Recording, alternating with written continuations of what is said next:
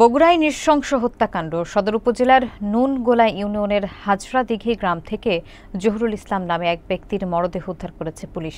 ধারণা করা হচ্ছে রাতের কোনো এক সময় দুর্বৃত্তরা তাকে কুপিয়ে হত্যা করে ধান খেতে ফেলে যায়। সকালে লাশ উদ্ধারের পর এলাকায় আতঙ্ক ছড়িয়ে পড়ে। বিস্তারিত দেখুন ডেস্ক রিপোর্টে।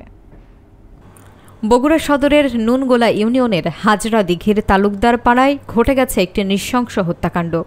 মঙ্গলবার সকালে গ্রামের ধান খেতে স্থানীয়রা একজনের মরদেহ দেখতে পেয়ে পুলিশে খবর দেয়। পরে পুলিশ গিয়ে মরদেহটি উদ্ধার করে পরিচয় শনাক্ত করে জানান, নিহতের নাম জহুরুল ইসলাম, বয়স ৩৮ বছর। তিনি কাহালু উপজেলার পাইকর ইউনিয়নের মোখলেসার রহমানের ছেলে এবং হাজরাদিঘিতে মামার বাড়িতে থেকে স্থানীয়ভাবে বেকারি ব্যবসা করতেন। প্রত্যক্ষদর্শীরা জানিয়েছেন, নিহতের শরীরে ধারালো অস্ত্রের একাধিক আঘাতের চিহ্ন পাওয়া গেছে। ধারণা করা হচ্ছে রাতের কোনো এক সময় দুর্বৃত্তরা পরিকল্পিতভাবে তাকে কুপিয়ে হত্যা করে ধান খেতে ফেলে রেখে যায়। সকালে ঘটনাস্থলে শত শত কৌতূহলী মানুষ ভিড় করে। খবর পেয়ে বগুড়া সদর থানা পুলিশ ঘটনাস্থলকে ঘিরে ফেলে এবং তদন্ত শুরু করে। প্রাথমিকভাবে পুলিশ ধারণা করছে এটি পরিকল্পিত হত্যাকাণ্ড। তবে কী কারণে এই হত্যাকাণ্ড ঘটেছে বা কারা জড়িত তা উদ্ঘাটনে তদন্ত চলছে বলে জানায় পুলিশ কর্তৃপক্ষ।